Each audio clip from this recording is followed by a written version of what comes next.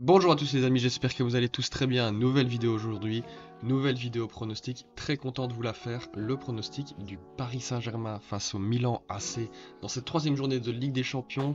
Une rencontre très haute en couleur et en standing parce que bah voilà, c'est quand même deux gros clubs de cette saison.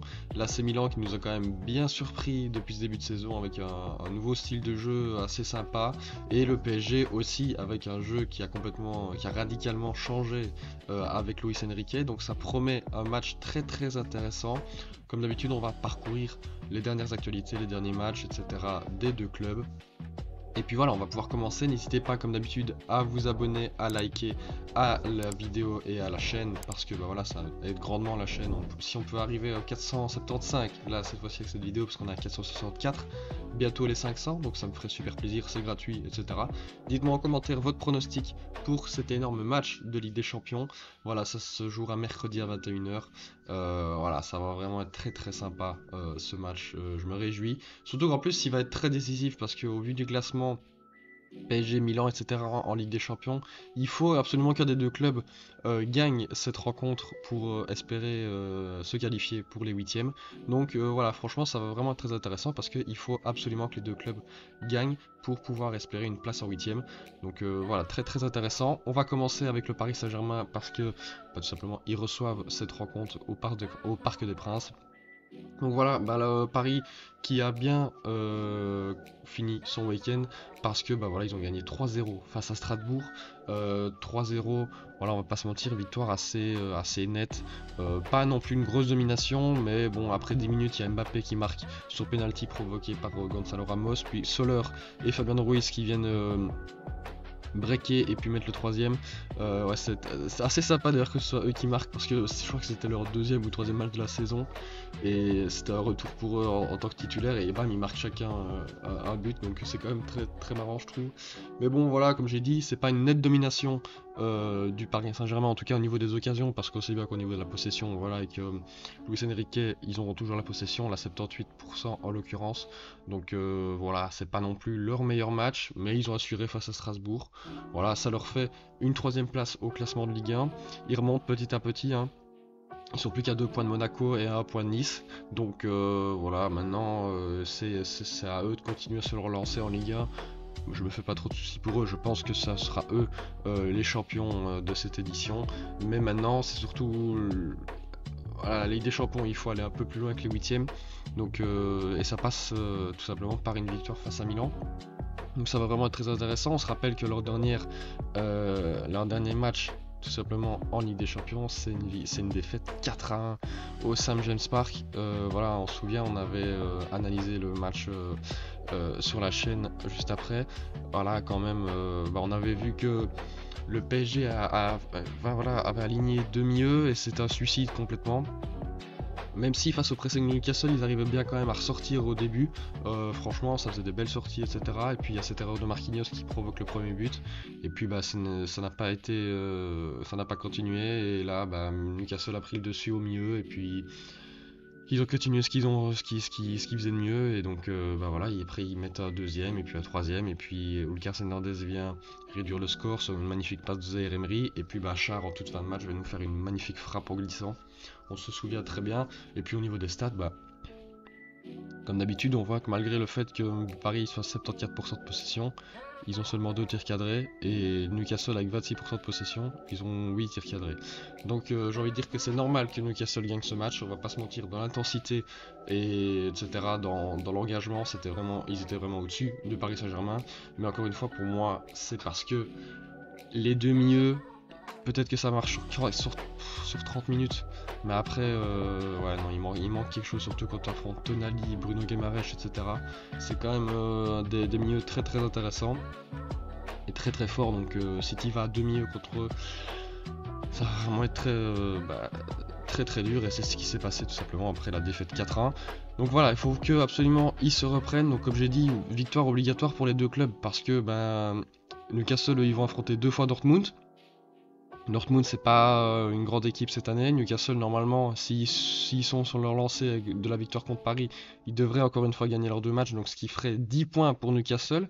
Et donc là, ça le laisserait, si eux ils commencent à faire 2 matchs nuls, bah, ça ferait 5 et là 4. Donc même Dortmund pourrait, s'ils gagnent leurs 2 matchs, après gagner et venir prendre la deuxième place. Donc en fait, il faut une victoire obligatoire pour les deux clubs. Donc ça va vraiment tout jouer bah, mercredi et la semaine prochaine. Donc voilà, ça va vraiment être très très intéressant. Et donc pour le match face à Strasbourg, qu'est-ce qu'ils ont aligné comme équipe?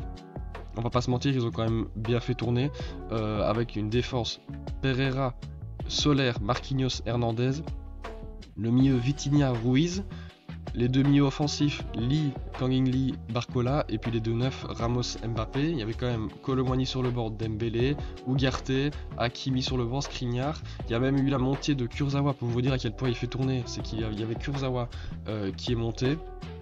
Je crois que c'était plus arrivé depuis 21 août ou 21 août 2021, un truc comme ça. Donc ouais, un moment d'histoire au PSG samedi. Donc voilà, je pense qu'on va pas se mentir, il va rehausser le niveau face à Milan. Il y a quand même 4 blessés. Asensio pour la rotation, c'est quand même très intéressant, mais bon, il sera pas il sera pas de la partie. Rico, on le sait très bien. Kipembe, il revient aux entraînements, etc. Mais il va revenir dans plus ou moins 2-3 semaines, je crois. Et Nuno Mendes, bah voilà, jusqu'à approximativement 1er février 2024. Donc là, il y a encore du temps avant que Nuno Mendes revienne. Donc voilà. Moi, ma compo, j'ai pas été chercher de la difficulté. Il y a juste un petit changement parce que au vu d'une déclaration de Luis Enrique, j'ai mis un joueur dans le 11. Sinon, au niveau de la défense, j'ai pas fait compliqué. Hernandez, Marquinhos, Skriniar, Hakimi. Le milieu à 3, j'ai mis Zaïre Emery, Ugarte. Et là, Kangin Lee dans le rôle du joueur créatif, parce que Enrique a clairement dit que ça allait être lui le joueur créatif de cette équipe. On l'a vu avec la Corée du Sud, il est vraiment très intéressant. Il a marqué pas mal de goals là, pendant les jeux là, asiatiques. Donc il a plutôt été intéressant aussi. Donc pourquoi pas. Maintenant à voir s'il va le titulariser directement.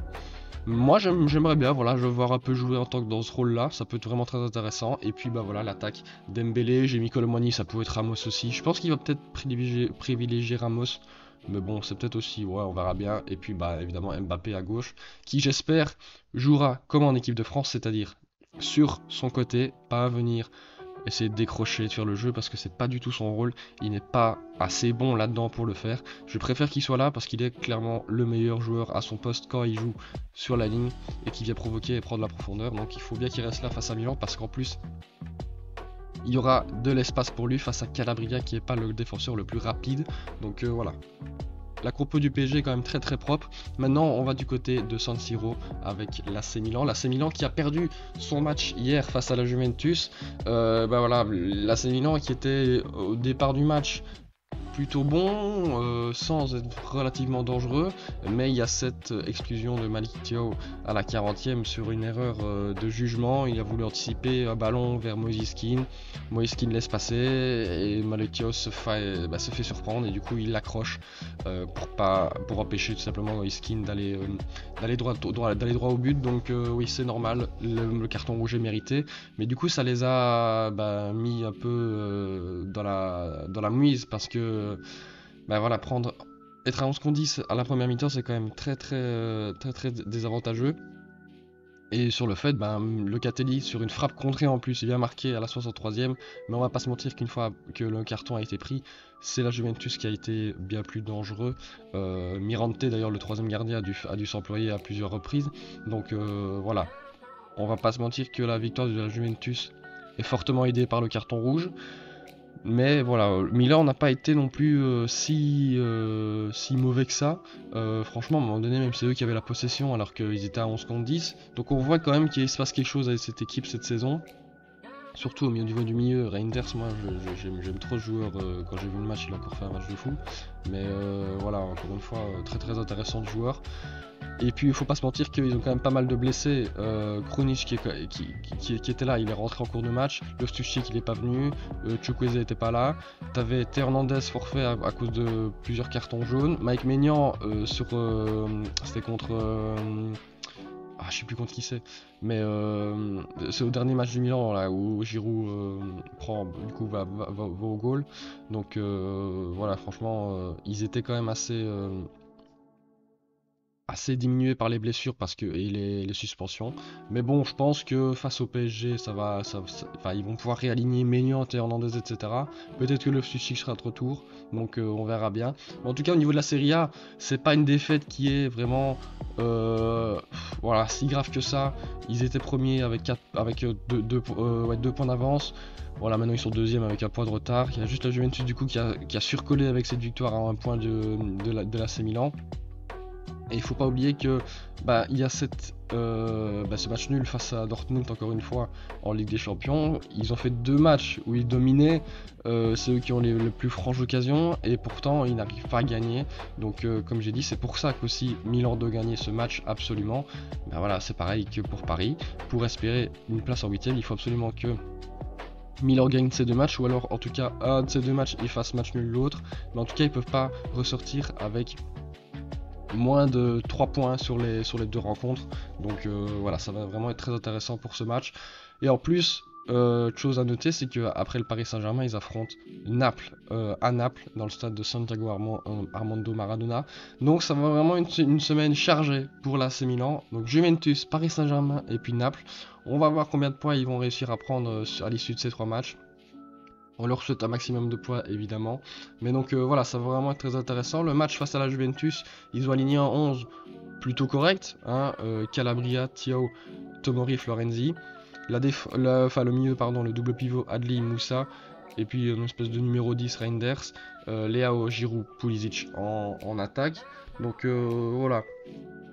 Il y a quand même des choses à faire avec cette équipe du Milan.